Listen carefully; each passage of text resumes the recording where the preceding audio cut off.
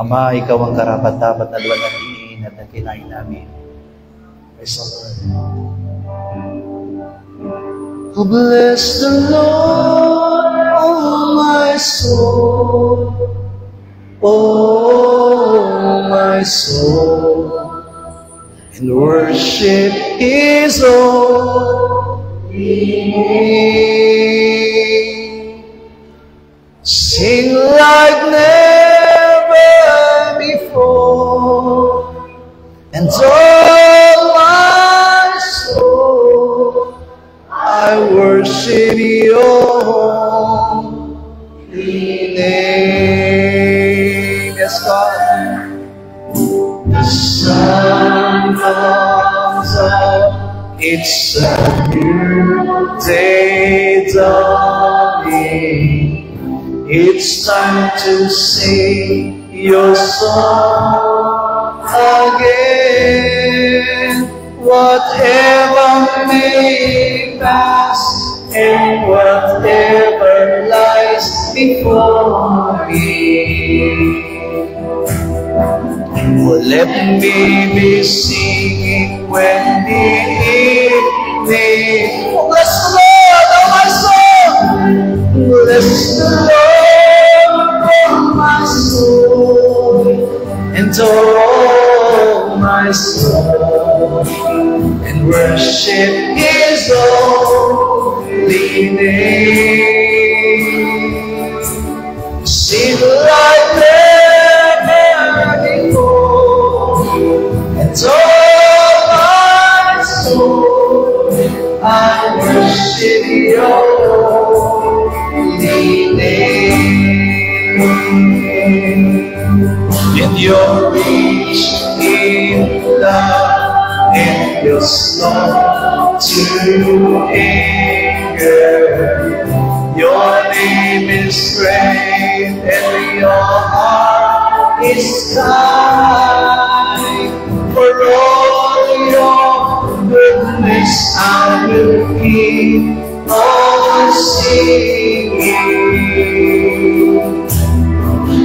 10,000 reasons for my heart to find. Bless the Lord, bless the Lord, oh my soul, oh my soul, and worship His holy name. Sing like never before, and all my soul I worship Your holy name. And on that day when my strength is failing, the end draws near and my time has come, still my soul will sing Your praise unending. 10,000 years and then forever. Church, bless the Lord, oh my soul. Bless the Lord, oh my soul.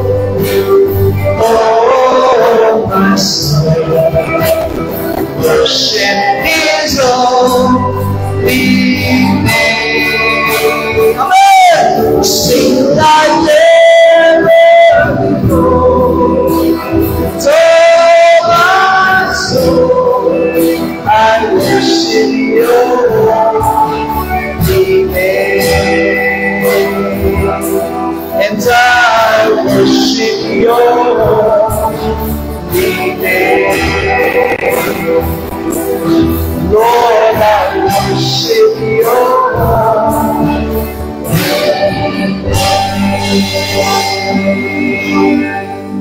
This time, let us pray all together na sa ating pagdako sa pinakamahalagang bahagi ng ating gawain, tunay na maranasan natin ang Kanyang banal na Espiritu. Maranasan natin ang Kanyang kapangyarihan at siyang maghari at gumawa sa buhay ng bawat sa atin as we shout, oh my soul, overcome. Oh my soul, overcome. Oh my soul, overcome. And oh my soul, overcome. Ama namin Diyos, naririto kami muli, Panginoon God, sa pinakamalagang bahagi ng gawain na kung saan kami makikinig at tatanggap ng mga salita mo na siyang iayag sa buhay ng bawat sa amin. We really pray, Father God, that you will bless every one of us by the wisdom, knowledge, and power of your word, Father God. Wala kaming magagawa kung kami walay sa iyo. Wala kami ibang inaangad, O Diyos, kundi ang katagumpayan ng siyang igawad mo sa buhay ng bawat sa amin. Sa iyo lamang namin itininiwala ang lahat at nananangan kami, Panginoon Diyos, na sisirain, wawasakin mo ang lahat ng mga hadlang sa gawad sa aming pagkikinig, Panginoon Diyos, sa gawa ng kaaway. And let our soul be ready to accept and receive your word, Father God. Ikaw lamang, Panginoon Diyos, ang mangusap. Ikaw lamang ang gumawa. Ikaw lamang ang patuloy na mamuna sa buhay ng bawat sa amin. Sa iyo lamang namin lahat itinagkakatiwala, Panginoon. Start to finish, O God. Lead us by the Holy Spirit. Lead us by your word. And lead us by the word, Father God. Nananangan kami sa iyong kapangyarihan at walang magagawa ang kaaway sa aming mga buhay, Panginoon Diyos. Salamat po, Panginoon God. Tunay na napakabuti mo sa amin. Father God, thank you for this wonderful day. Thank you for allowing us, Lord, to have that strength, to have that heart to worship you. Nawa, Panginoong Diyos, tinanggap at patuloy na nabigyan ka namin ng kaluguran sa aming pagsamba. We truly believe, Father God, that today is your day. And it is really a blessing for us, O Lord God, that we may receive everything from your word, every promise from your word. Tulungan mo kami, Panginoong Diyos. Gabayan mo kami, Panginoon, habang kami nakikinig ng iyong mga salita. Ang iyong lingkod na gagamitin ay walang magagawa sa ganang kanyang sarili. I trust only in you, Father God. Lead me, O Lord God, by the Holy Spirit and by the truth, O Lord. I-reveal mo sa amin, Panginoong Diyos, ang lahat na makapahayagang magpapatibay at magpapatatag sa aming paglilingkod at pananampalataya. Ang nais namin umuwi kami, Panginoong Diyos, na tunay, na tinataglay ang mga salita na nagbibigay kalakasan sa aming mga spirito at sa aming kaluluwa. Salamat po, Panginoon. Pagpalain mo sa oras na ito ang lahat ng nagbigay ng alam mga ikaput handog para sa iyong gawain. Naway tumanggap sila ng mga pagpapala at biyaya na nagbubuhat sa iyong trono. At hayaan mo, Panginoong Diyos, ay provide ng lahat ng kailang pangailangan sa bawat araw. Sa iyo namin maingat na ipinagkakatiwala at ibinabalik ang lahat ng papuri, pagsamba at ang aming paglulhati. Ito po ang aming dalangin sa pangalan ni Jesus. Amen. Palakpakan po natin ating Diyos sa buhay. We all be seated.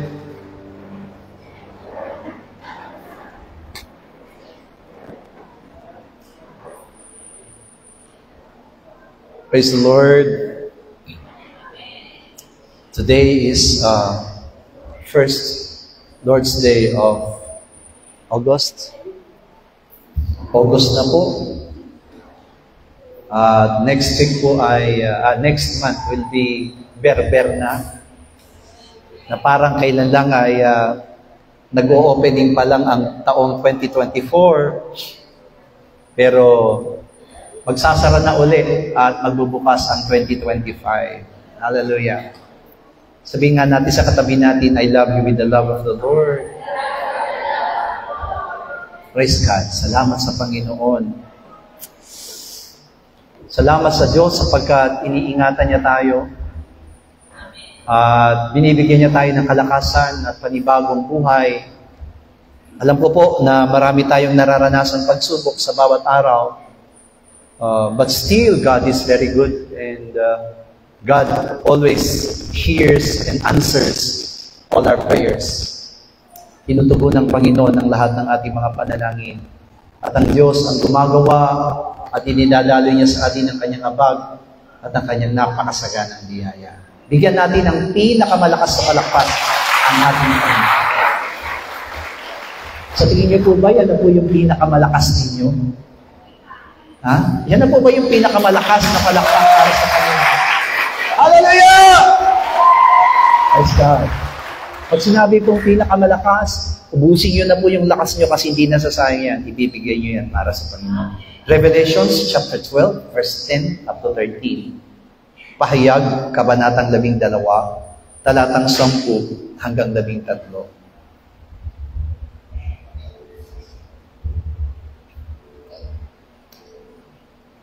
Basahin po natin sabay-sabay from verse 10 to verse 13.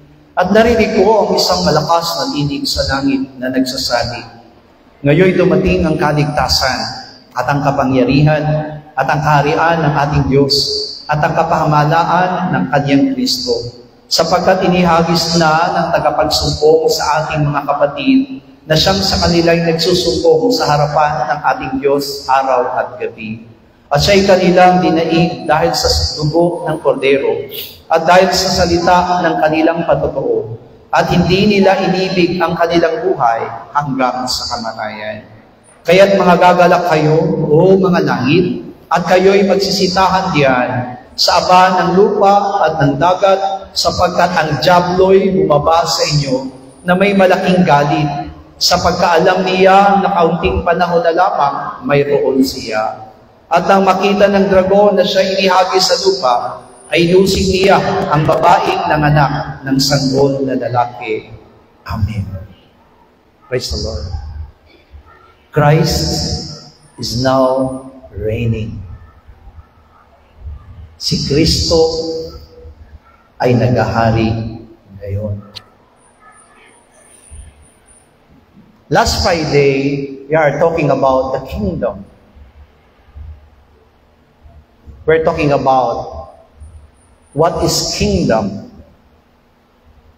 And almost Christians do not have their attentions about these words, about kingdom. Maybe they are just thinking about blessings, about the love of God, about the grace of the Lord in their lives, but not thinking about the kingdom of God. Kaya nung Biyernes ay binigyan ko na po ng emphasize what is really kingdom. And according to dictionary, nagulat ako nung nakita ko sa dictionary what is kingdom. Ang sabi po ng salitang kingdom sa dictionary, doon po sa kanyang Webster, ang nakalagay po doon, kingdom is a territory ruled by a king. Pero alam niyo po ba na hindi tinapos ni Webster, doon lamang niya hindi niya po tinapos yung kanyang pangangahulugan sa salitang kingdom about a territory ruled by a king. Pero ang sinabi niya po doon sa kadugtong niya, spiritual reign or authority of God. So kahit na po itong si Webster, nagulat ako kasi kahit siya, kinikilala niya kapag salitang kingdom, it is not about a place or someone who is being ruled by a king or a leader. Pero naniniwala siya when we hear the word kingdom, it originates about the authority of God, a spiritual reign. Yung paghahari at pagkilos ng Panginoon. Kaya, sabi ko, Lord, kahit pala si Webster ay naniniwala doon sa the true kingdom is not the kingdom in UK, it's not the kingdom of Saudi Arabia, or it's not the kingdom of UAE, but a kingdom who reigns by the authority of God. Kung ano yung nararamdaman at nararanasan ni Webster, sana nararanasan din ng mga maraming mananampalataya. The study will help us to learn where to stand. Ang goal natin ngayon, kung bakit pinapag-aralan natin yung Christ is now reigning, that we may really know where to stand. Saan ba tayo lalagay? Saan ba tayo lulugar? Amen. And also, the study will not limit us about God's ruling power. Hindi natin lilimitahan yung paghahari at pangunguna ng kapangyarihan ng Diyos. Kailangan natin ma-differentiate between that kingdom which ruled by God and the kingdom of the earthly kingdom.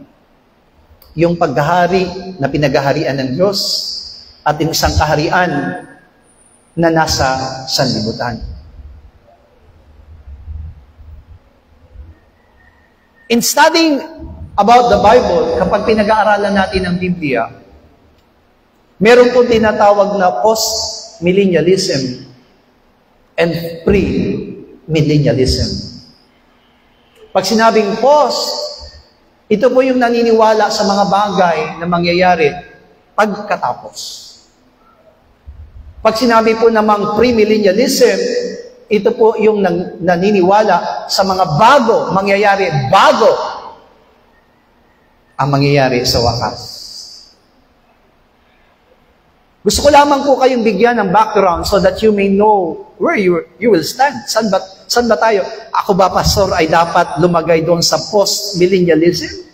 O ako po ay dapat lumagay doon sa tinatawag na pre-millennialism? Yung mga naniniwala po doon sa tinatawag na pre-millennialism, sila po yung mga taong naniniwala na si Kristo ay hindi lamang nagahari o magahari pagdating ng millennial, kundi si Kristo ay nagahari mula ngayon. Ibig sabihin, existing yung ruling and power ng ating Panginoong Yesus even up to this point of time. Kaya yan ang tinatawag na premillennialism. Hindi pa nangyayari yung millennium, alam niyo po ba yung millennium? Sometimes most of the Christians do not know about millennium. Millennium means 1,000 years. Amen. Ito po yung kung saan ikukulong ang kaaway nating dyablo that no one, yun po yung panahon na kung saan walang kalaban, walang kaaway ang mga mananampalataya. Yun po daw yung panahon na kung saan ang ahas at ang mga ibang mga hayop ay nanginginain ng sabay. Why? Because there is no enemy who will disturb them. Walang force na pinag-aaway yung mga nilalang ng ating Diyos. At naniniwala tayo na in that 1,000 years, may makakasama pong mga mananampalataya to reign together with Christ. Amen? Yan po yung tinatawag na millennial. Yung naman tinatawag na post-millennialism, ito po yung mga tao na naniniwala naman sa salita ng Diyos, pero ang pananiniwala nila na si Kristo ay maghahari at ang paghahari ni Kristo ay darating pa lamang sa millennial. Ibig sabihin, sila po yung mga tao na kung saan ang paniniwala nila si Kristo nananahimik ngayon. At ang hinihintay daw ng ating Panginoon ay yung 1,000 years na yon so that He will reign. He will rule. Yun po yung tinatawag na post-millennialism. Pero kailangan nating maintindihan ang sinasabi ng Biblia so that we may know where to stand. Saan ba tayo? Doon ba tayo doon sa na si Kristo, bagamat wala pa yung tinatawag na millennial, ay naghahari na? O doon tayo sa tinatawag na si Kristo ay maghahari pa lamang pagdating ng 1,000 years, where the devil is already in jail, kinukulong, at hindi makakapapinsala. Pero kailangan natin munang maintindihan, when we are talking about kingdom, ano ba ang ibig sabihin yan? Last Friday, naintindihan nating mabuti na kapag sinabi pong kingdom, it is talking about the church. Very unique ang iglesia. Bakit? Sapagkat bagamat ang lahat ng buong mundo ay pag-aari ng Diyos because He is the one who created everything. Pero right after the sin enters to men, matapos pong pumasok ang kasalanan sa tao, naniniwala tayo na the earth or the whole world was being reigned by Satan or the devil. Amen? Yung sanlibutan po, kahit na sinasabi po natin na maraming kumikilala sa Panginoon, maraming tumatawag sa Diyos sa sanlibutan ito, pero naniniwala tayo that 100% the world was being ruled by the devil. Pinagaharian ng diablo. At kung meron man na lugar o space sa mundo na ginagalawan natin na hindi pwedeng agawin ni Satanas, iyan ay ang iglesia. Ang church or body of Christ. Pag lumabas na po tayo ng church, mga minamahal ko, it is already called world. Sanlibutan. At yung sanlibutan na yon, sa ayaw at sa gusto natin, even though, amin po ba, sabi ng mga Koreans, nakakatuwa daw sa Pilipinas. Kasi bawat puntahan nilang bahay, nakalagay, God bless you. Tama ba? Ito, dami, di ba? May nakalagay na God bless you. Pag sumakay ka ng jeep, meron din nakalagay na God bless you. Kaya sabi sa akin ng isang Koreano, nung unang-una pa lang sila nagpupunta rito, Pastor Buddy, I think in the Philippines, so many Christians. Because we saw in the business establishments, we can see, God bless you. Amen. In all jeepney, we can see, God bless you. Sa mga bahay, meron nakalagay din daw na God bless you. I think many Christians. I told them, no. Even though they are not Christians, nilalagay talaga nila yun sa mga bahay nila dahil naniniwala pa rin sila na may Diyos.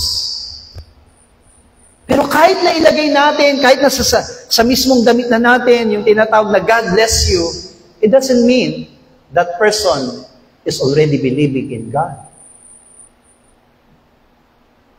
Kaya nga, tanging ang iglesia lamang, only the church. Yung iglesia, mga minamahal ko, kahit na ito po ay nasa gitna ng sanlibutan, ito lamang yung masasabi nating pag-aari ng Diyos. At kailangan nating matuwa at kailangan nating magpasalamat sa Diyos sapagkat kahit na nasa sanlibutan tayo, kabilang tayo sa pag-aari ng Diyos. Walang nag-amen.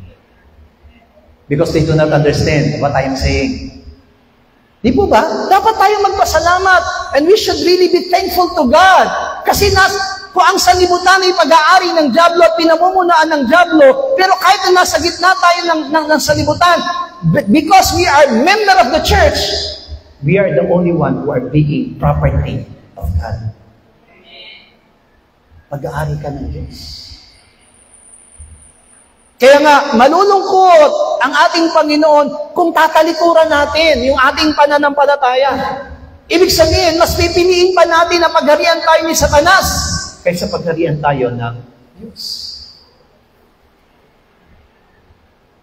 So, which means that even in this earth, kahit sa ibabaw ng mundong ito na ginagalawan natin, mararamdaman natin na meron pa rin tinatawag na paghahari ang Diyos.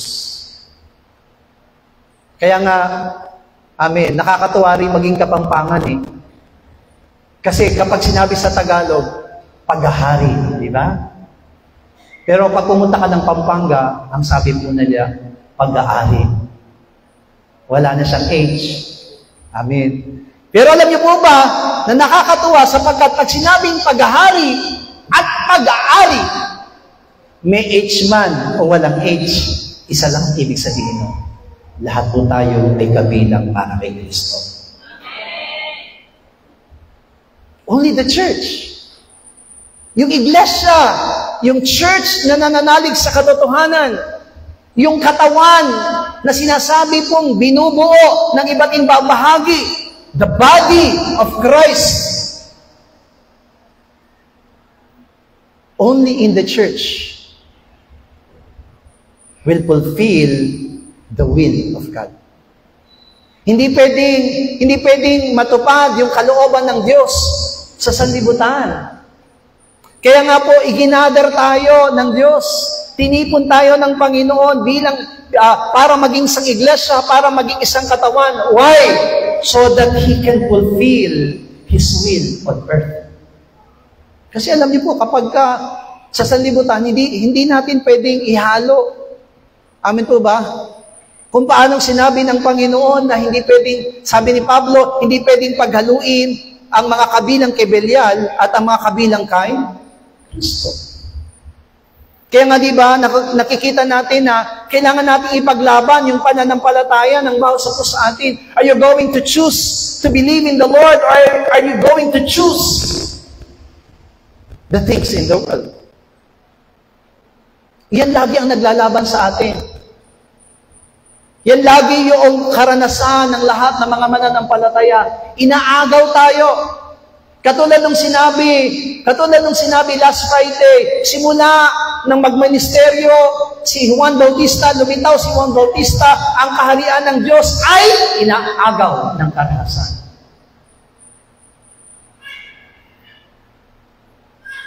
That now, even now, amen po ba?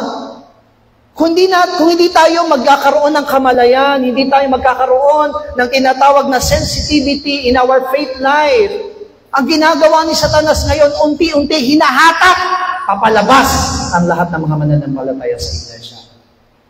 Sabi ng salita ng Diyos sa umagang ito, alam ng dyablo na malapit na po ang kanyang panahon. Ang tanong, alam nyo na rin po ba kung kailan ang inyong panahon? Ang dyablo po kaya kumikilos ng kanyang, lahat ng kanyang ikikilos kasi alam niyang kumukunti yung kanyang panahon. And time will come, mauubusan na po siya ng panahon sapagkat bakit? Lubusan ng maghahari ang iglesia kasama ni Kristo. Pero kailangan nating maintindihan mabuti, mga minamahal ko, na kahit na wala pa, na hindi pa dumaraan o hindi pa dumarating yung tinatawag ni Millennial Kingdom. Narito na sa atin yung paghaharian ng Diyos. Nararanasan na po natin yung kaharian ng Diyos. Saan? Sa loob ng iglesia. Inside the church. Kaya nga po sabi ko po sa inyo, kapag nasa sanlibutan tayo, amin po ba na kahit minsan mananampalataya tayo, inaagaw, puso, isipan natin. Oo, mananampalataya tayo. Pero pag nasa sanlibutan na tayo at wala na tayo sa loob ng iglesia, hindi ko sinasabi na ang kaligtasan natin nasa loob lamang ng church. Dahil naniniwala ko kahit saan nandun tayo, kung naniniwala ka at nananalig kay Kristo, mananatili ang kaligtasan mo. Hindi ang iglesia, hindi ang gusali ito. We are not talking about the building. Amen po ba? Hindi po ito yung kaligtasan ng bawat sa atin. Last night, nagkaroon ako ng isang panaginip at ang panaginip ko po ay gera. Doon sa gera na yon, in-announce po na magkakaroon na lulusubin na ang Pilipinas. Hindi ko alam kung sino yung kalaban natin last night. Pero magkakaroon ng barilan, magkakaroon ng patayan. And I'm preparing my family, o wag kayong aakyat doon at dito na lang tayo sa baba. Yung mga kapitbahay daw namin, nagpagawa ng malaking gate para walang makapasok na mga, that is in my dream. So sabi ko, siguro time will come. Amen. Ganyan talaga yung mangyayari. But spiritually, alam niyo po ba, we need to guard our faith. Kasi kung di natin talaga babantayan, mga minamahal ko, huwag mong sabihin matagal ka na sa church. Huwag mong sabihin na matagal ka na mananampalataya. Dahil kahit na matagal na mananampalataya, pwede pa rin hatakin ng kaaway kapag hindi siya nagbantay. Tandaan natin, ang diablo po, tuso, mandaraya. Kaya bantayan natin yung sarili natin. Baka akala natin mananampalataya tayo. Kaya nga sabi, di ba, sabi niya po sa Pablo, tiyakin mo na ikaw ay nakatayo. Amen? Tiyakin mo mabuti kung ikaw ay nakatayo. Dahil baka ikaw ay maitumba, bumagsak. Kaya dito makikita natin, kung sinabi po ni Webster na kingdom is a territory ruled by a king, hindi natin pwedeng sabihin ng sanlibutan, nandoon ang kaharian ng Diyos. Amen? Ibig sabihin, only the church was being ruled by the king. Who is our king? It is Jesus. It is our Lord. Kaya kahit hindi pa pala nangyayari yung millennial, the church should really acknowledge that we have already our king. And our king is the Lord Jesus Christ. Kaya nga sabi ko po sa inyo, sa pamamagitan ng ating pag-aaral, malalaman natin kung saan tayo tatayo. Amen? Alam niyo po, lahat ng mga bansa mayroon tinatawag na presidente. At alam niyo po ba na ang mga presidente, nagkakaroon sila ng tinatawag na visitations in other countries.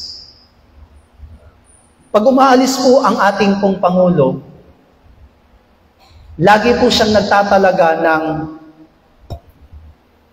acting president. Sasabihin po ninyo, sandali lang naman aalis si president. Mga 1 linggo lang naman siya aalis.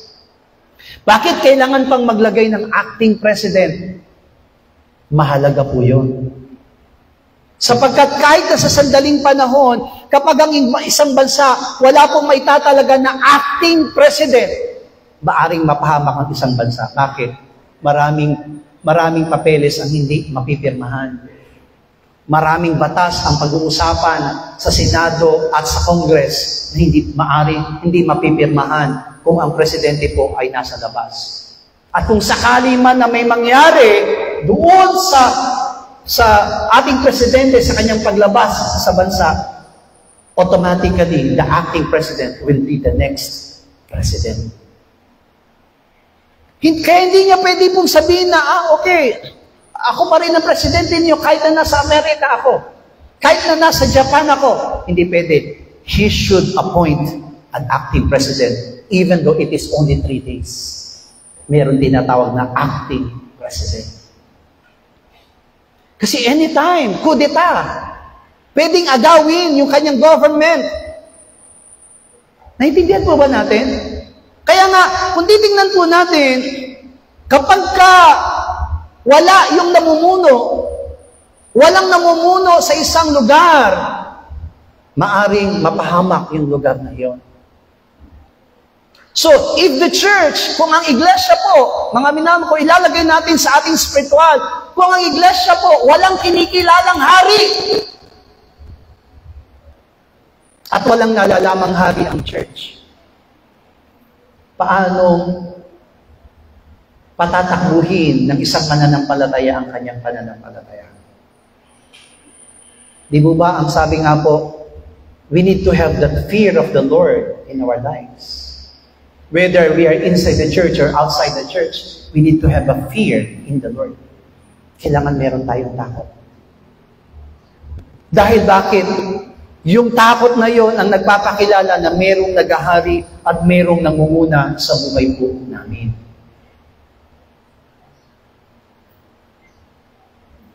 Kaya Christ is already reigning even now. Kailangan natin maintindihan mabuti na si Kristo ay naghahari. Kaya ngayon pa lamang nagkakaroon na tayo ng answer na hindi tayo pwedeng maniwala doon sa tinatawag na post-millennialism. na ang paghahari ni Kristo ay mangyayari lamang kapag dumating na po ang millennial. No! Even up to this moment, even up to this time, Christ is already reigning. Kailangan kilalanin natin na si Kristo ang naghahari sa loob ng iglesia. Meron tayong hari. Bagamat ang ating Panginoon ngayon ay nasa kalangitan, pero naniniwala tayong nananatili siya sa atin ngayon. Diba sabi ng Panginoon sa Matthew, sa 2 o 3 na nagkakatipon sa kanyang pangalan, nasaan daw siya? Nasa labas. Nandun siya sa kanilang kalagitnaan. Kaya nga tayong mga mananampalataya, tumitibay yung pananampalataya natin because we believe that we have our Christ. Kasama natin ang Panginoon sa ating mga buhay, saan man tayo pumaparoon. Kasi yan yung malaki nagiging problema na maraming mga mananampalataya. Kung bakit, amin po ba, of course, amen, madali pong sabihin, God is with me, God is with us. Amin po ba? Pero sa kilos, sa lahat ng ating plano, sa lahat ng ating mga ginagawa, nagmamanifesto kung naniniwala ka na si Kristo ang naghahari sa iyong buhay. If you are doing things out of your own, kung ang ginagawa mo sa iyong buhay ay ginagawa mo dahil gusto mong gawin ito at iyon ang kinasisiyan mo, you're very wrong. Kaya kailangan nating matutong ipaglaban yung pananampalataya po natin. Hallelujah. Out of the absence of Jesus Christ, nakita natin, amen po ba, nung hindi nakasama, of course, mas malakas ang loob ng mga alagad ng ating Panginoon nung kasama nila ang Panginoon. Sobrang lakas ng loob nila na kung saan, they can do everything and they really following the Lord Jesus Christ wherever He goes. Pero alam niyo po ba, mas naipakita nila yung katatagan ng kailang pananampalataya when the Lord Jesus Christ was being ascended to heaven. Kaya nga, yun na po yung panahon na kung saan tinanong na ng Panginoon si Pedro, mahal mo ba ako, Pedro? Amen? Lahat na po na nagmamahal kay Kristo, magsabi ng amen. Sigurado po ba kayong mahal niyo si Kristo?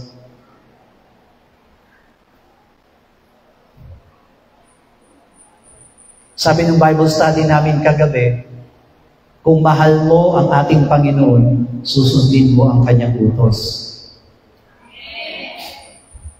Tatanungin ko po ulit kayo, mahal niyo po ba si Kristo? Bakit yung amin nyo kanina, yung tunog ng amin nyo kanina, tsaka yung tunog ng amin nyo sa pangalawa, parang hindi na po magkatunog?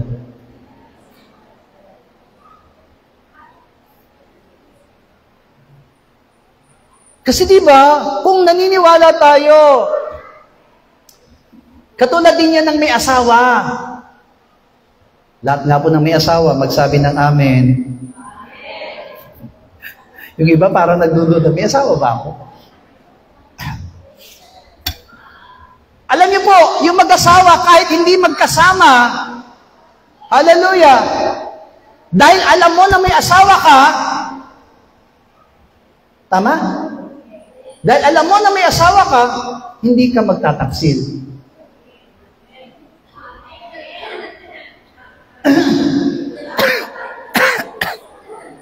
Ba't lahat po kayo inubog? Nakakaubo ba yun? Kasi nga, di ba, naniniwala ka na, di ba, kahit na lumayo ka man o umalis ka man, amin to ba, you know for yourself, I have a wife, I have my husband. Di ba, ang relasyon natin sa Panginoon, asawa natin si Kristo. Kaya kahit na hindi natin siya kasama ngayon physically, but I think, naniniwala tayo, lagi natin kasama ang Panginoon. Pero alam niyo po ba na kahit kasama niyo ang Panginoon, nagtataksil kayo? Amen. Amen. Hallelujah. Kaya sabi ko, Lord, this topic really opened our hearts. Kung wala yung katapatan natin sa Panginoon before, kailangan tayong maging tapat ngayon. Hindi lang sapat na sinasabi natin na tayo nananampalataya kay Kristo, nananalig kay Kristo.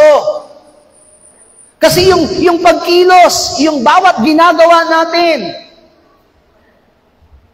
yan ay nagpapatunay kung gaano mo siya kakilala, kung gaano mo siya iniibig, at kung gaano mo siya kinikilala sa iyong buhay.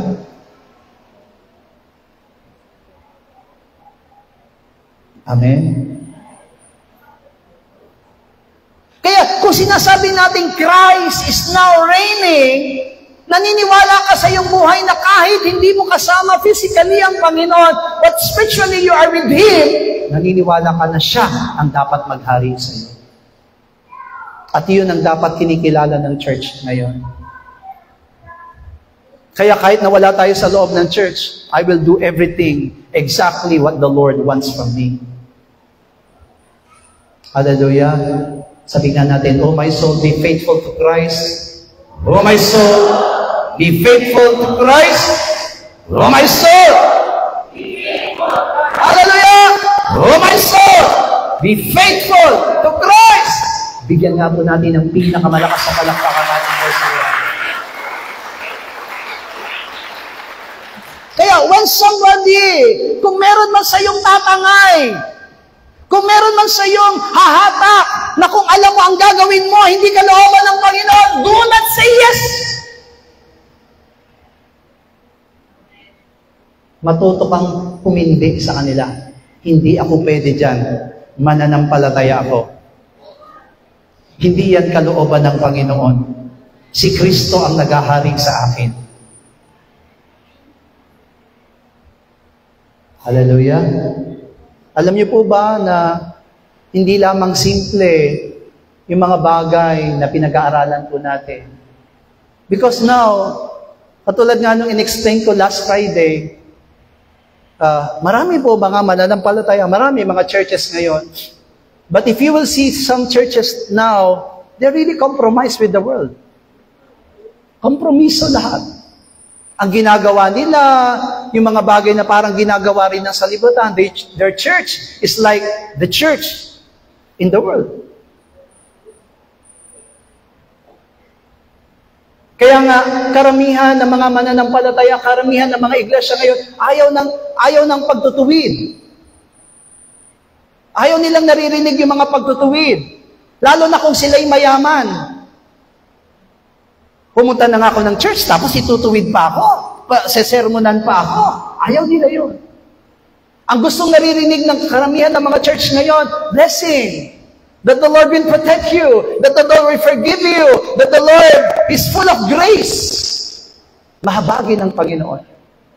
Yan ang gustong naririnig ngayon na marami mananampalataya. But no, this time is the day, ito po yung panahon na kung saan God is doing His things for His church. Tinutuwid tayo ng Panginoon. Kaya kung hindi na natin naririnig ang pagtutuwid ng Panginoon sa loob ng church, umalis na tayo sa church na yon. Why? Dahil walang patutunguhan ng iglesyang yon, kundi kapahamakan. Hallelujah. Pero kung ang naririnig natin ngayon, masakit. Pero yun ang totoo eh. Kung naniniwala ka sa buhay mo na si Kristo ang naghahari sa loob ng iglesia, siya dapat ang nasusunod, hindi ikaw. Dahil hindi ikaw ang hari, si Kristo ang hari.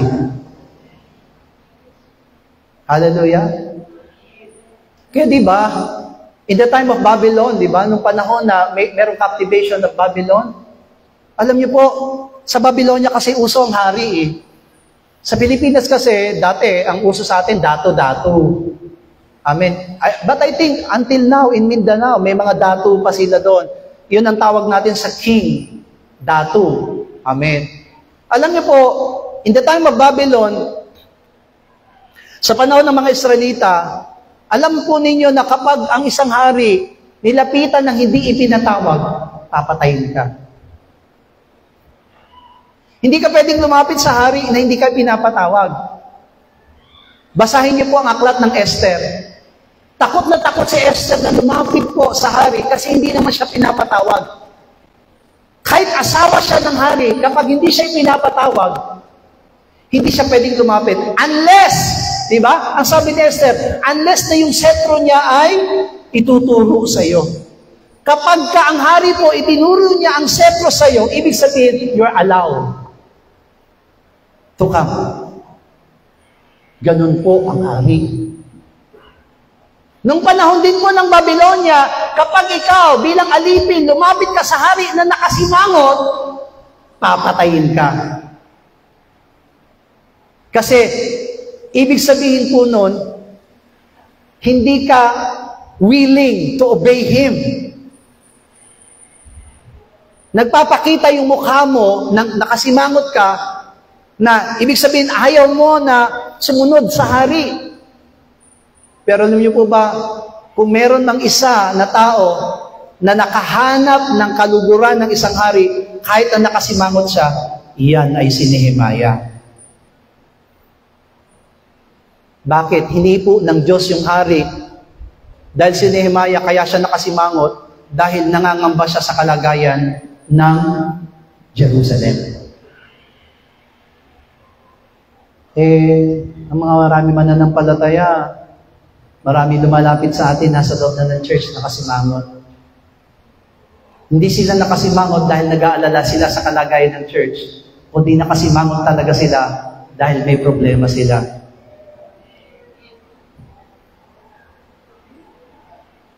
Kaya kung meron mang papatayin ngayon, maraming papatayin ngayon sa araw na ito. Kasi almost all of you, nakaseryoso ang mukha ninyo. Are you willing? Handa ba talaga tayong sundin yung hari po natin? Sabi nga doon di po ba, there is only one kingdom. Pag sinabing there is only one kingdom, there is only one church. And the church is where Christ reigns. Hallelujah. Totoo po, kapag nasa sanlibutan tayo, gusto natin magbahagi ng salita ng Diyos. Gusto natin yung mga hindi mananampalataya ay kumilala sa Panginoon. Pero tandaan po natin, hindi lahat ng mananampalataya tatanggap sa salita ng Diyos. Kaya nga kampante ang Panginoon na kung ibabahagi niya ang salita ng Diyos sa loob ng iglesia, tatanggapin nila ang salita ng Diyos. Masakit man ito o pagtutuwid. Hallelujah. You see, when Jesus Christ said to Peter, Satanas, lumagay ka sa akin likuran, lumayas ka. Alam niyo po, kung kayo si Pedro, ano pong gagawin po ninyo? Mananatili po ba kayo sa church? Sabihan kayong Satanas, lumayas ka, lumayo ka. Baka ayaw na po natin. But it came from the lips of Jesus Christ. Amen po ba? Jesus Christ is not talking to Peter. Amen po ba? Hindi po ang ibig sabihin ni Jesus ay si Pedro ang Satanas. Ang sabi kasi niya doon, dahil ang iniisip mo hindi para sa Diyos, kundi para sa tao. Tandaan po natin, kung ang iniisip natin ay para sa kaligayahan natin, sa sariling kaligayahan natin, kahit na masaktan na ang Panginoon, nagkakamali na po tayo ng ating pananampalataya.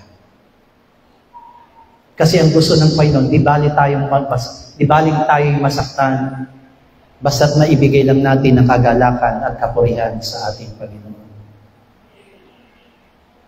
Christ is now reigning. And He's reigning to the church. Kaya diba sabi niya sa Ephesians chapter 4, hallelujah, verse 4, may isang katawan at isang spirito, gaya naman ang pagkatawag sa inyo na isang pag-asa ng pagtawag sa inyo. Di ba? Kahit na maraming mga tao, hindi sila pwedeng tawaging bahagi ng katawan ni Kristo. Kaya nga, di ba, only in the church, sa church lamang ginaganap yung communion. Sa araw na ito, gaganapin natin yung tinatawag na pagtanggap ng tinapay. pagtanggap ng saro bilang pag-alala sa kamatayan, muling pagkabuhay, at pagbabalik ng ating Panginoon. Pero nung ibig sabihin, pag kumain na tayo ng tinapay, kasi gutom tayo. Actually, hindi nakakabusog yung tinapay na kakainin natin. Actually, hindi nga siya mag-iiwan ng tinga eh. Amen? Kasi maliit lang po siya eh. Pero naniniwala tayo, once we take up that piece of bread, inaangkin mo sa iyong sarili na ikaw ay bahagi na ng katawan ni Kristo. Hallelujah. Pero walang isa man sa katawan, sa bahagi ng ating katawan na nagpapaalam. Amen? Meron po ba sa inyo isang katawan, yung bahagi ng inyong katawan, napupunta kayo sa SM, sabi ng paan ninyo, maiwan na lang ako. Kayo na lang ang pumunta. O sige, maiwan ka na lang. Amen. Tapos ganyan-ganyan ka kasi isa lang ang paa mo. Punta ka, bakit isa lang ang paa mo ngayon? Nagpaiwan yung isang paa ko. Meron ba? I think wala. Sabi nga, kung nasaan ang isang bahagi, naroon ang lahat ng bahagi. Kung nasaan ang ulo, nandun din ang katawan. Have you heard about the news? Di ba nabanggit ko na po sa inyo na may balita na po ngayon? Dati, meron tinatawag na kidney transplant. Amen? Heart transplant. Amen? Eye transplant. Yung mga nagdo-donate. Amen? Dinodonate nila yung kanilang mga bahagi ng katawan. Ngayon po, meron na pong bago. Na kapag ang isang tao po stroke, katulad ni Tatay Boy, amen po ba? Meron na po ngayong ginagawang sa siyensya na tinatawag na head transplant. Ang dahilan po kasi ng stroke ay hindi po puso. Ang dahilan ng stroke ay utak. Kaya para makalakad ulit si Tatay Boy, kailangan may mag-donate ng ulo. Amen. Kaya kapag nakita nyo na si Tatay Boy, yung katawan niya si Tatay Boy. Yung ulo niya si Baby Boy. So, sabi ni Nanay Lagling, yan na si Tatay Boy. Hindi na siya sa Tatay Boy, Baby Boy. Kasi yung nag-donate, mas bata. Hallelujah! Pero makikita na natin si Tatay Boy, nakakalakad na siya. Hallelujah! Sabi ko, Lord, napaka-high-tech naman ngayon. Na pati ulo ngayon natatransplant na. Kaya alam niyo po ba yan ang nangyayari ngayon sa church? Hindi na si Kristo ang ulo. Marami ng ulo. Tandaan po natin, hindi pwedeng i-transplant ang ulo ng iglesia. Amen? Sapagkat ang tanging ulo ng iglesia ay si Kristo. Dahil kahit kailan hindi magkakaroon ng problema sa ulo ang iglesia. Ang lagi nagiging problema ng iglesia, lahat nga po ng bahagi ng katawan ng iglesia magsabi ng amen. Sabihin mo sa katabi mo, ikaw ang problema ng iglesia. Masakit, di ba? Pero lahat talaga tayo, aminin natin, problema tayo ng iglesia. Hallelujah! Tayo yung gumagawa. Walang problema sa ulo kasi ang ulo natin si Kristo. Hindi natin pwedeng sabihin na may problema ang church ngayon kasi problema natin si Christ. Pwede ba yun? Hindi. Lagi ang problema bahagi. Kaya today, tignan po natin mabuti na yung paghahari ng Diyos, He wants it to pass. Na kahit na nasa kalangitan ng ating Panginoon, gusto niya na manatili sa atin yung kanyang kaharian. Pero hindi niya pwedeng ilagay yung kanyang kaharian sa sanlibutan. Di po ba? Sabi doon, ang paghahari ng Diyos ay parang perlas. Sabi sa Matthew, pero hindi mo pwedeng ibigay ang perlas sa mga baboy. Bakit daw? Kasi kapag ibinigay mo daw yung perlas sa mga baboy, anong gagawin nila? Tatapakan lang nila. So, ibig sabihin ba nito, Pastor, yung mga nasa sanlibutan, baboy? Kayong sumagot. Hallelujah. Pag sinabi kasing baboy, di ba, they do not want clean. Amen? Karamihan ng mga baboy, kaya sinabi ko po ng karamihan kasi meron na po ngayon nag-aalaga ng baboy sa loob ng bahay. Amen? Meron na po, di ba may pinakita sa YouTube na yung baboy nila nanihiga na sa kama. Amen? So nag-aalaga na siya. Kaya sinabi ko, pero karamihan ng baboy, paliguan mo ngayon, maya-maya marumi na siya. Kasi ang baboy lang yata ang humihiga sa sarili niyang dumi. Tama ba? Kayo ba, humihiga kayo sa dumi niyo? Pag hinihiga niyo yung dumi ninyo, baboy kayo. Hallelujah! At ang sabi ng Panginoon, huwag kayong tutulad sa mga aso. Sapagkat ang aso, binabalikan ng kanilang mga suka. Yun ba ay, ang tinuturing niya ba dong aso? Church o sanlibutan? Sanlibutan. Kaya masakit man po, mga minamahal ko, na kapag hindi ka mabahagi ng iglesia, you are just like aso. You are just like baboy. Kasi di ba, anong sabi ng Panginoon doon sa Syrophoenician woman? Sabi niya, hindi ko ibibigay ang tinapay sa mga... Saan? Ahas? Ano sabi niya? Hindi ko ibibigay ang tinapay sa mga... Hoy, parang hindi kayo nagbasa ng Biblia. Tuta! Tas anong sagot ng Syrophoenician woman? Tuta man ay may karapatang kumain sa ilalim ng dulang. Hallelujah! Nabasa niyo po ba yun? Yung babae na humihingi ng tulong kay Jesus, pero hindi siya pinapansin. Sabi niya, hindi ako isinugo sa mga tagalawgas ng Israel. At hindi ko ibibigay ang tinapay para sa mga anak, para sa tuta. Sino nagsasabi nun? Jesus Christ.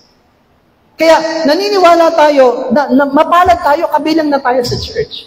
Kabilang tayo sa bahagi sa katawan ni Kristo. Amen? Sabihin nga po natin sa katabi natin, mapalad ka na ngayon, bahagi ka na ng katawan ni Kristo.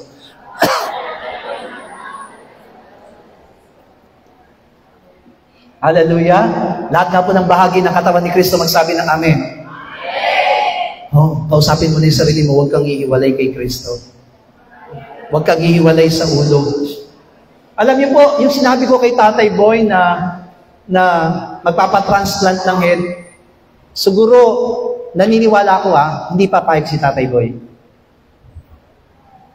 Kahit na gusto niyang makalakad, kung papalitan ng ulo niya, hindi siya papayag. Payag ka tayo? Oo, tapos ang iling kaya ni Tatay. Oo nga naman, nakakalakad naman siya, pero Nanay Lagring, halimbawa po, maging baby boy na siya. Ano? Amen? Hindi ko alam kung ano mangyayari sa katawan ni Tatay Boy, kasi katawan niya pa rin. Pero yung mukha, baby boy na nga.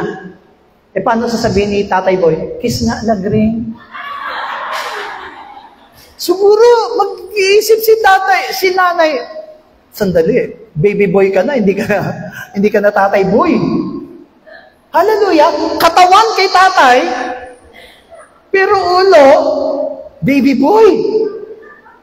Parang hindi. Hallelujah. Sino po dito yung asawa na gustong papalitan po ang ulo ng asawa niya? O kung gusto niyo pong papalitan, stroke niyo muna yung asawa ninyo. Hallelujah. I think it is being developed in Dubai. Sa Dubai po ito mangyayari. Na machine po yung ang mangyayari po doon kasi, halimbawa, yung isang tao po, mamamatay na siya, bago po siya mamatay, ikakat na siya. Magiging donor na po siya, kaya habang ino-opera po siya, sabay yung tao na yun na ooperahan. So, pagkatanggal na po ng ulo nila, sabay na sabay, itatransfer po agad yung ulo. Sabi ko, why? High-tech. Hallelujah. So, parang marami na nag-iisip sa inyo. Pwede nang papalitan. Hallelujah. Tandaan po ninyo, di baling papalitan ninyo ang ulo ninyo, huwag nyo nang papalitan ang ulo ng iglesia. Amen. Sabi po, 1 Peter chapter 2, ito po yung pinag-aralan natin last Friday. 1 Peter chapter 2, verse 5. Kayo rin naman, na gaya ng mga batong buhay, ay natatayong buhay o bahay na ukol sa Espiritu upang maging pagkasaserdoting banal, upang maghandog ng mga hain na ukol sa Espiritu at na nakalulugod sa Diyos sa pamamagitan ni Jesucristo. Verse 9, datapwat kayo isang lahing hirang, isang maharlikang pagkasaserdote, bansang banal, bayang may pag-aaring sarili ng Diyos, upang inyong ipahayag ang mga karangalan niya ang tumawag sa inyo mula sa kadiliman hanggang sa kanyang kagilagilalas na kaliwanagan. So only the church, sabi ko nga po sa inyo, tanging ang iglesia ang naging pag-aari. You are no longer for yourself. Sabi po sa verse 9, hindi mo na pag-aari ang sarili mo. Simula nang ikaw ay tawaging bahagi ng katawan ni Kristo, ng iglesia, ng pinagaharian ng Panginoon. You are already God's property. Ang nagmamayari ngayon ay si Kristo, kaya ang dapat na susunod sa iyo ay si Kristo. Amen. Hallelujah. So let us all be careful. Amen. Kaya nga sabi ko, Lord, kailangan namin maunawaan na you already reigning even now. Hindi namin dapat kalimutan yon. Wala ka man sa piling namin physically, pero dapat namin maunawaan mabuti na merong naghahari sa aming isang Kristo. That's why the Lord said in Matthew chapter 16 verse 18, I will build my church and even the gates of Hades cannot prevail.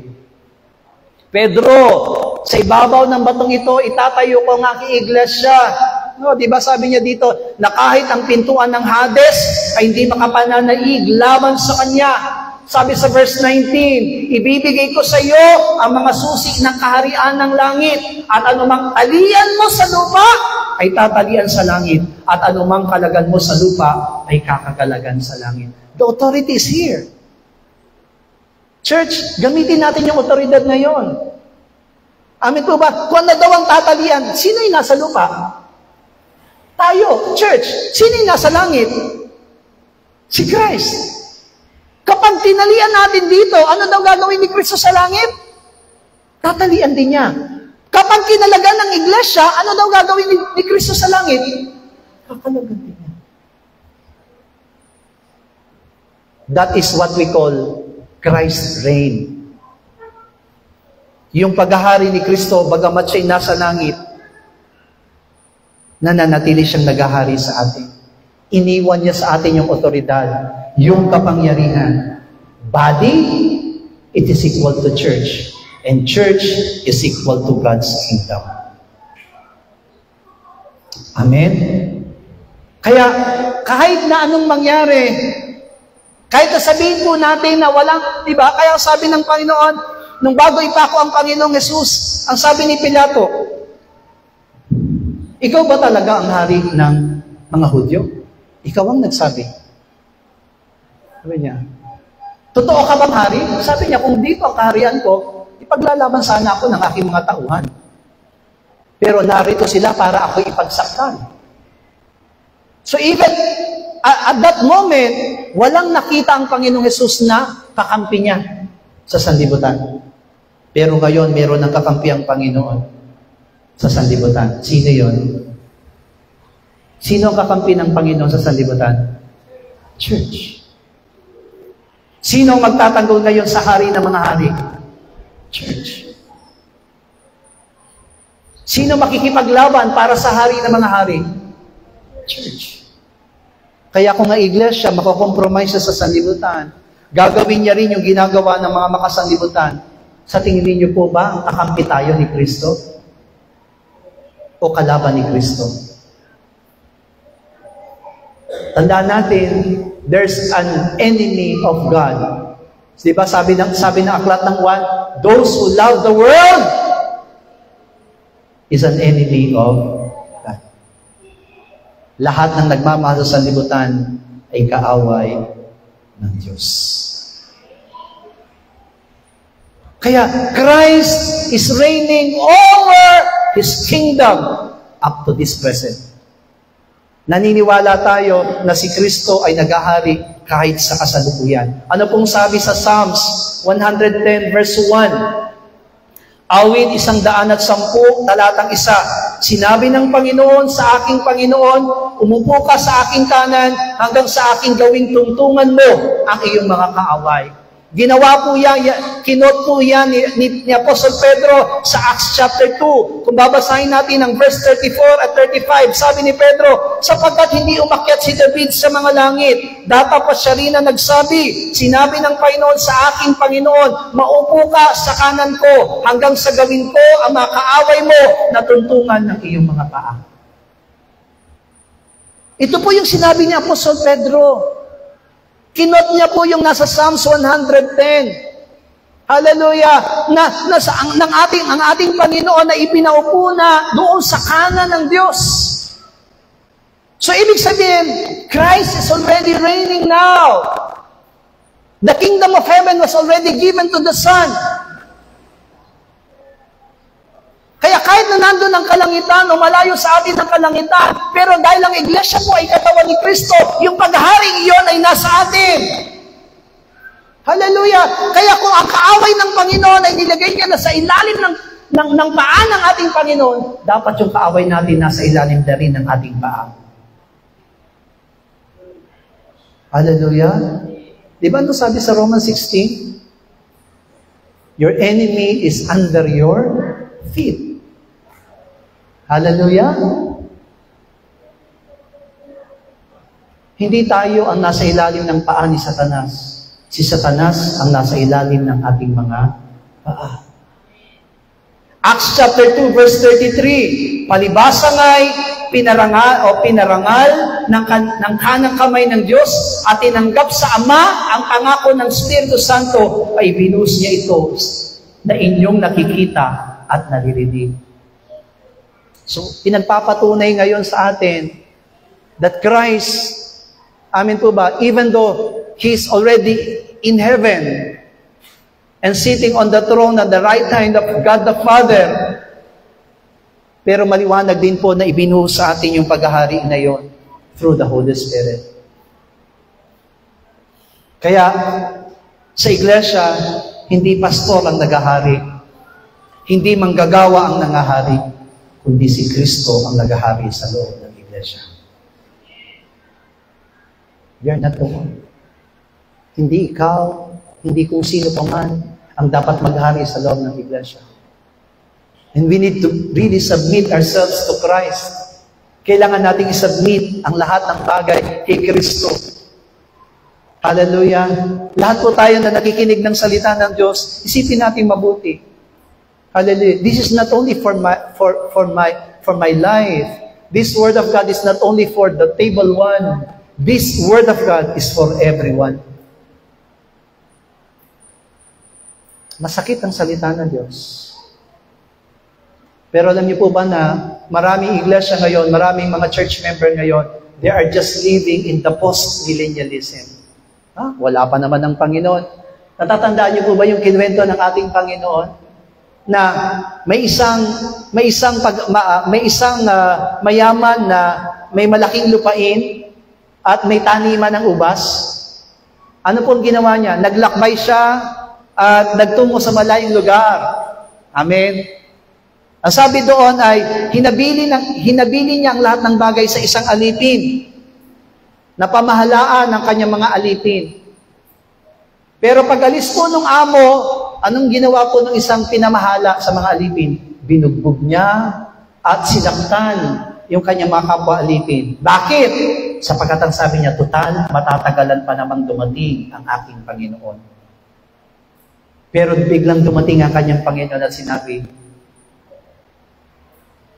hindi ka mapagkakatiwalang alipin. Siya itinapon sa labas at doon magngangalit ang kanyang ibig. Church, every one of us, bawat sa po sa atin ay parang isang alipin na pinagkatiwala ang church. Sabihin nga po natin sa katabi natin, pinagkatiwalaan ka sa church. Amen? Pag sinabing pinagkatiwalaan, lahat tayo may responsibility. Lahat po tayo may pananagutan. Amen? Hallelujah! Kung nagkakaroon ng problema ang church, dapat meron tayong pakialam. Dapat meron tayong concern. Amen? Yun yung pinag-aralan natin last Friday. Hallelujah! Ano po yung 3 bagay na dapat i-possess ng isang mananampalataya? Heart of concern, heart of sacrifice, heart of prayer. Kasi kapag ikaw ay kabilang sa church, kabilang doon sa pinag-aharian ng Panginoon, kapag may nangyayari, kailangan nakikialam tayo. Amen? Kung napapansin niyo po na yung ating pong LCD projector, medyo yung mga malabo po ang mata ay hindi na po yan nakikita. Amen? Medyo hindi na po masyado. Nalalabuan na po sila. And we are planning to buy a 75 inches LED projector that is worth 30,000 pesos. No? Ang projector po na LED, yung smart TV na sinasabi, 75 inches po, ang halaga po niya ay 30,000 pesos. Hallelujah. Para po, ilalagay na po siya. Kaya lang, hindi na po siya dyan ilalagay, dito na po siya ilalagay. Kasi halos kasing laki po niyan yung 75 inches, mas malapad po siya. Amen. So kapag ka nagbabasa na po kayo ng kanta, hindi na po kayo titingin po dyan, titingin na po kayo sa taas. Yun po yung balak namin. Amen. Na gawin sa church natin. Kasi po, pag pumunta po tayo sa bunga, ang ginagamit na rin po nila ay LED TV. Sa Cebu, ang ginagamit na po nila ay LED TV. Sa Jumbe, ang ginagamit na po nila ay LED TV. Sa church po natin, lumang projector. Hallelujah. Ang tanong,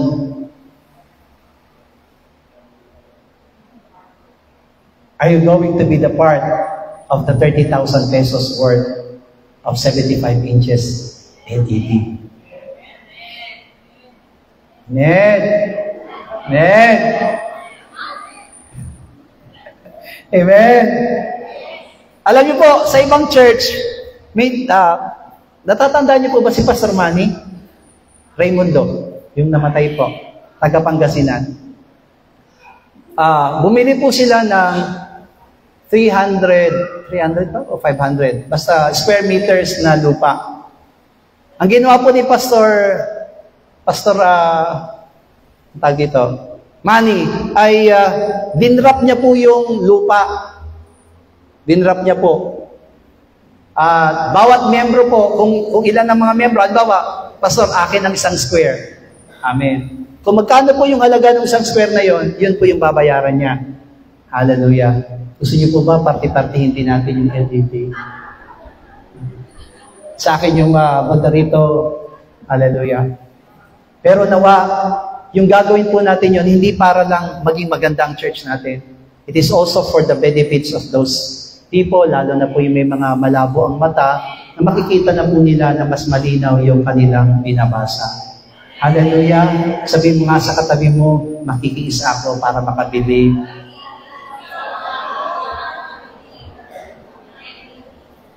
Hallelujah. Mamaya, tingnan nga natin. Kung may magsasabi na, Pastor, akin ang 20,000. Uy, 10,000 na lang ang kailangan. Hallelujah. Actually, ang sabi sa akin ng mga old youth Pastor, dapat 2. Isa daw doon, at saka isa daw doon. Para daw yung mga dito titingin. Yung dito titingin. E di 60,000 na yun. Gawin na kaya natin 3. Joke lang po. Pero kahit nasaan ang mga bagay, dapat kabahagi tayo. Hallelujah. We need to think. Namatay po yung ating kapatiran, Sister Glo, di ba? And she died biglaan yung kamatayan ng ating kapatiran si Sister Glo. Lahat tayo nagulat. And sa naging kamatayan po niya, hindi ko siya makakalimutan kasi dahil sa kanya nagkasakit ako. After 9 days, pagkatapos ng 9 days kasi na mula sa burol hanggang sa libing, doon ako nagkasakit. Tapos di ba, linggo, nung nahimatay po ako, pasakop yon. And ang sabi kasi ng miyembro ng mga family, 8 days lang, pastor, kailangan siyang, akala ko noon, Miyerkules lang, ililibing na siya. Hanggang sa, na-extend siya hanggang Friday, kaya po naging 8 araw. So sabi ko, ililibing na ba bukas? Pastor, hindi pa po siya pwedeng ilibing. Bakit? Kasi wala pang pampalibing. So kailangan pa nila ng 10,000 pesos para mailibing si Sister Glo. Paano yan? Inisip ko, sabi ko, kung hindi pa ito maililibing, madudugtungan na naman yung Bible study. Madudugtungan yung Bible study, kailangan namang saksakan ito ng embalsamo. Kasi babaho na siya eh. Hallelujah. Sabi ko, paano yan? Kailangan na ilibing yan. Kailangan na siyang kasi hindi dapat na tumatagal. Sabi niya, kailangan pa namin ng 10,000 pesos. Eto na. Pastor, pwede bang umutang sa'yo ng 10,000 pesos? Sabi ko, sige. Para lang mailibing ang kapatiran natin.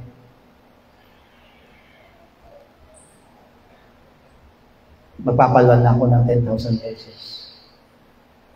Kaya nailibing, na-cremate ang ating kapatiran na Sister Glo. Hanggang ngayon, hindi pa po nila na ibabalik yung 10,000 pesos. Because we are church. Minsan kahit na masakit, kahit na mahirap, kailangan natin talagang gawin. Amen? Kasi kailangan natin may malasakit. Hallelujah. Kung tutuusin, wala tayong pakialam eh. Kasi hindi naman natin siya kamag-anak. Pero, kailangan natin gawin ang lahat ng pagkakataon because we are one body. Hallelujah. Kaya nga po, yung nangyari sa akin, nagpapasalamat ako sa Panginoon. Because at that time, naramdaman ko, Lord, hindi ako mapapahamak. Because I know all of them are praying for me. Hallelujah. Kaya nga hindi ako pumayag na mapahospital ng araw na yon. Alam niyo kung bakit? Hindi dahil sa wala akong pambayad ng hospital. Pero iniisip ko, Lord, alis ako ng worship service, hindi pwede. Kailangan matapos ko ang worship service. Kailangan kong magawa yung ipinapagawa mo sa akin. Kaya, how many times pagdating ko dito, tumigil po ako. Pagdating ko sa gitna, tumigil na naman ako. Pagdating ko doon sa pintuan, tumigil na naman ako. Nakita ko po may sasakyan na. Sabi ko, papunta na talaga to sa hospital. Mas ang naririnig ko talagang boses kay Sister Arby eh. Dalhin nyo na siya sa hospital. Pinag-pray na natin siya. Yun yung naririnig ko. Hallelujah. Mas may umiiyak sa likod ko. May umiiyak. Sabi ko, Lord, mamamatay na ba talaga ako? As nararamdaman ko na lang, nakataas yung sando ko, may humihilot sa dibdib ko, sa tiyan ko. Sige, bahala na kayo dyan. Tapos nilagyan ako ng nilagyan dito ng kung ano yung nilalagay nila.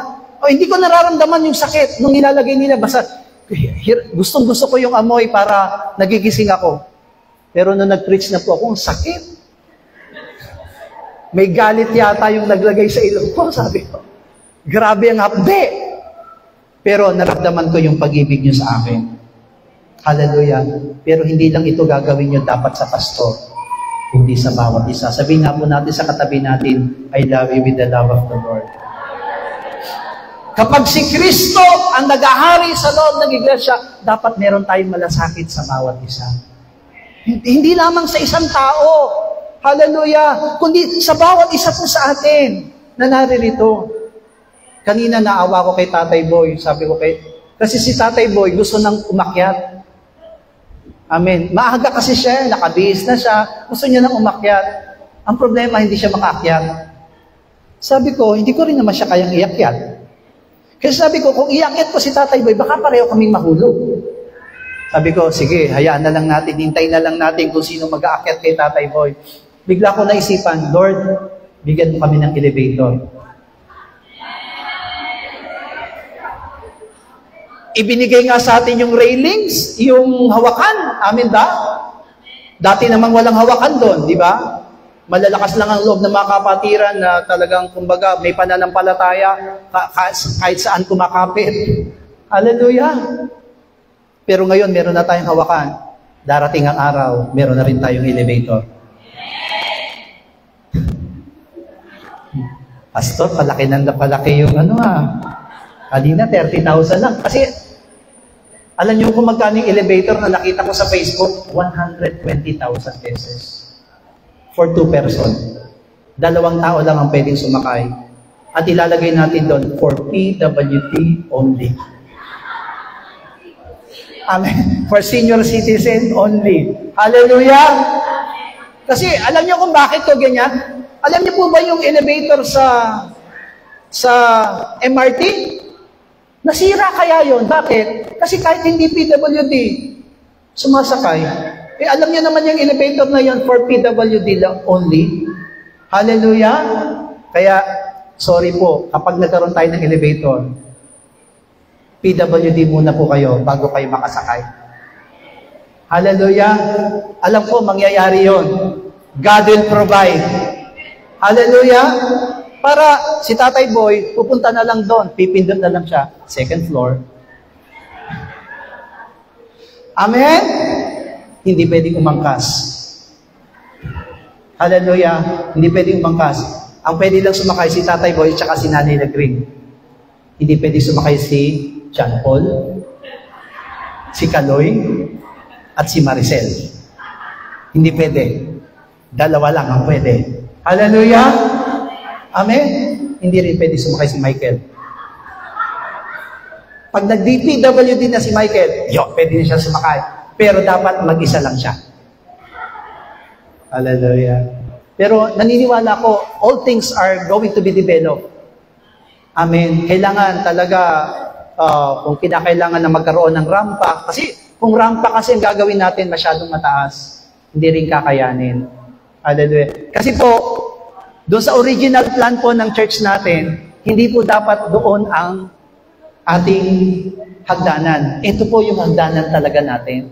Itong gilid na ito ang hagdanan natin.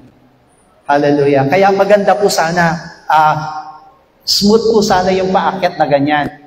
Kaso, change yung plano, napunta po doon, kaya naging hagdanan ng kalangitan. Sobrang taas. Amen. Tanging ang pupunta lang sa langit ang makakaakyat. Hallelujah. Kapag wala kang pananampalataya, ayaw mo na. Hallelujah. Hindi ako makaakyat. Pero alam niyo po ba, believe ako sa mga mananampalataya ng Filipino Legion. Kahit mahirap umaakyat sapagkat ang iglesia ito ay iglesia ng Panginoong Jesucristo. Bigyan natin ang pinakamalakas sa palakpakan ng ating Diyos na Tuhan. Hallelujah! Tayo pong lahat ay tumayo sa oras nito.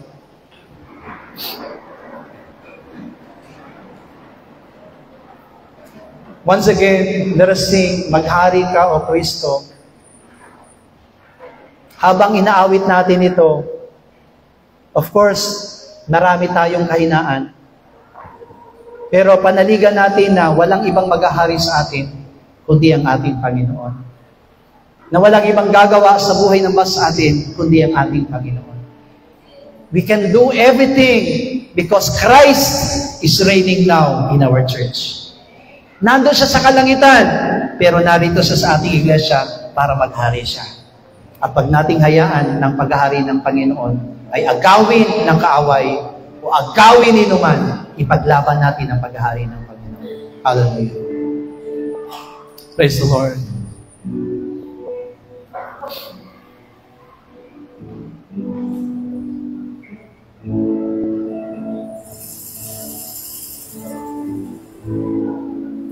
Kalangitan may pupuri, mga bansa lumuluwalhati. Come on, church. At sa dakong ito, lahat magpupuri, kaming lahat. Oh, church, once again, kalangitan may nagpupuri, kalangitan may pupuri. Amen. O mga bansa, at sa dakong ito, at sa dakong ito, lahat magpupuri, kaming lahatan. O God, maghari ka, maghari ka sa buhay ko at puso ko. Hallelujah! Maghari ka, O Diyos na dakila, kaming lahat ng church, maghari ka, maghari ka sa buhay ko at puso ko.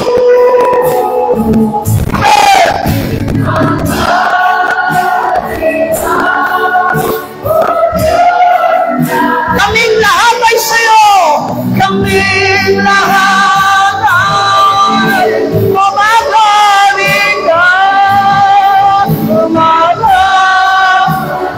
ka, O Kristo, amen, sa buhay ko. Yes, Lord, maghari ka,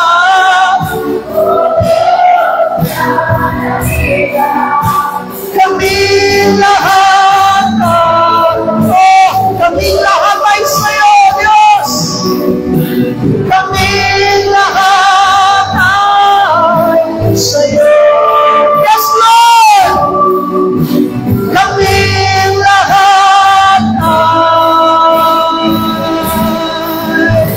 sa'yo. Oh, let us pray that God will reign over our church, over our lives, over my soul, over God, over my soul, over God, over my soul, over God, over my soul, over God. Ama namin Diyos, maghari ka sa aming iglesia, maghari ka sa aming mga buhay, Panginoong Diyos. Hayaan mo na ikaw lamang ang tunay na masunod, ikaw lamang ang Diyos ang tunay na gumawa, ikaw lamang ang Diyos ang tunay na panaligan ng bawat sa puso namin. Hindi manaigan namin sarili kalooban, Panginoong God. Hindi manaigan namin sarili, Panginoong Diyos. Kundi ikaw, Panginoong God, ang aming sundin. Ikaw ang Diyos sa papagaling namin sa buhay ng bawat sa puso namin. Na lahat ng aming gagawin ay bawang kalooban mo, bawang ninanais mo. At ikaw lamang ang Diyos ang tunay na mabalati. Ikaw lamang ang tunay na magagila. Ikaw lamang po, Panginoong Diyos, ang aming pinalalim sa buhay ng bawat sa puso namin. Yan! Yan ang patuloy namin nilalalalim sa iyo, Diyos! Jesus! Tulungan mo ang bawat sunod sa amin, Panginoon. Patawad, O Diyos, sa mga pagkukulang namin. Patawad, O Diyos, sa mga pagkakamali namin, O God. Patawad, O Diyos, kung na minsan hindi namin kayang ipaglaban ka. Hindi namin kayang ipaglaban ng aming pananampalataya. Father God! Loving our lives, reign over our lives, O God.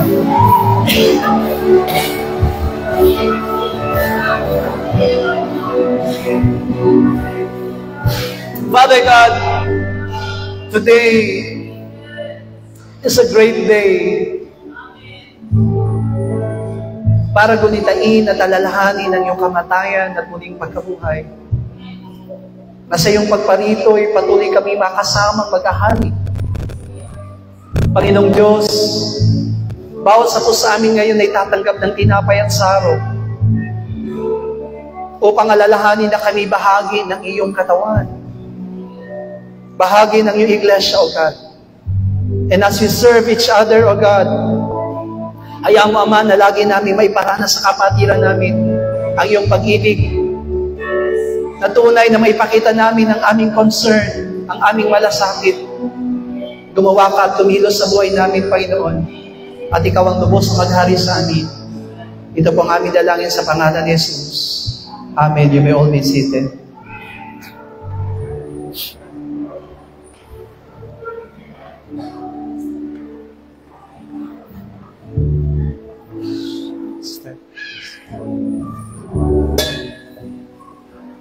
Dakilang Diyos, maraming salamat po sapagkat ang iyong katawan at ang iyong dugo ay binubo at ipinagkaloob mo sa amin. Dalangin namin naman na maging bahagi kami ng iglesyang ito, na tunay na kung saan ang paghahari mo ay patuloy naming may papamahagi sa iba. Gamitin mo kaming lahat sa pangalan ni Jesus. Amen.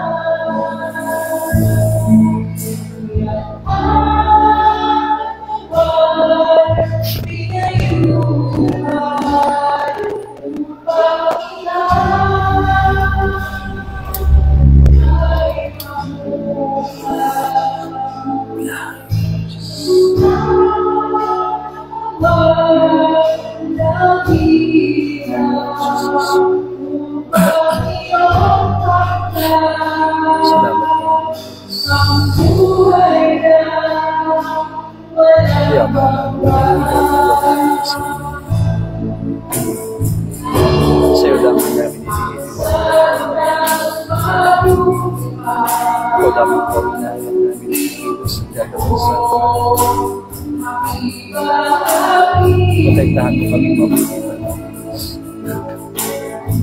bilang bahagi ng katawan. Pagganap namin ang lahat ng bagay na siya ngayon upang nanayos mo para sa amin.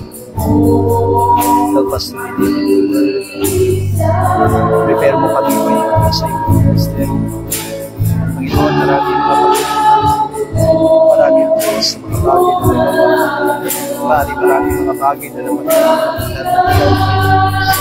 pero naniniwala ko Panginoon natin lubos ang tunay na mag-ahari sa buhay mo tulad sa maganapat at hilan at kalooban. Ikaw lamang ang Diyos ang tunay na mapapagod. Kita natin ang Panginoon Diyos. Reign over my life. Reign over my life. Kaya mo, Ama, na maging bahagi ko ng iyong katawan, Panginoon Diyos.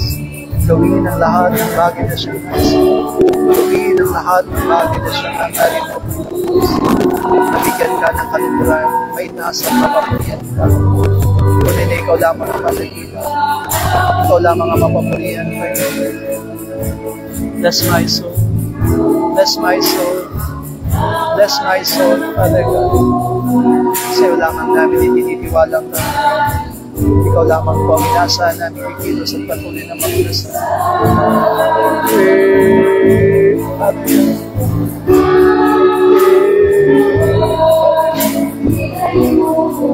Sa'yo lamang namin itinitiwalang na ikaw lamang po ang inaasahan namin na ikilos at patuloy na mag-inasa. Bless my soul. Bless my soul. Bless my soul. Bless my soul. Bless my soul. Bless my soul. Bless my soul. Kaya mo, Panginoon Diyos, na bawat gagawin namin, Panginoon Diyos, ay patuloy namin konsiderang yung dakilang kalooban. Gawin ang lahat ng bagay na siyang hangarin at nais mo para sa iyo. Yan ang aming patuloy na idinadalangin sa iyo. Yan ang patuloy namin hinahangad sa iyo, Panginoong Diyos. Kumilos ka sa buhay namin. Pangunahan mo kami, Panginoong Diyos. Ikaw lamang ang baluan natin malagila sa ating mga buwan. Reign over my life, O God. Thank you, Jesus. Salamat, Panginoon. Salamat sa iyong katapatan.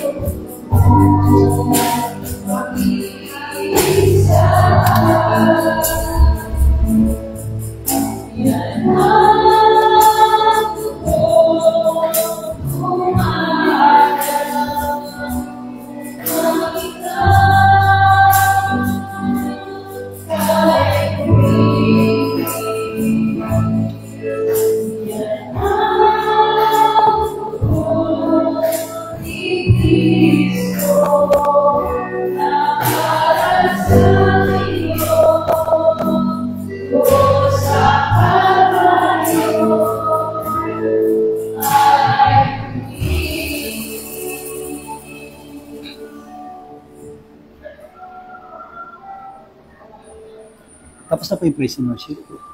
Tapos na kayo. Tapos na kayo lahat.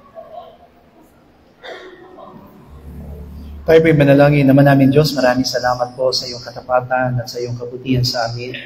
At tunay nga po, Ama, na kinikilala namin ang iyong mga biyaya at pagpapala po para sa amin. Salamat po sapagkat nakiisa kami at nakasama upang maging bahagi ng isang katawan ni Kristo. Naway patuloy ka namin dakilain at papurihan sa aming buhay. Sa pangalan po ng aming Panginoon Jesus. Amen. Palakpakan po natin ang ating Diyos sa buhay. Now we can give our pledges and special offering to the Lord.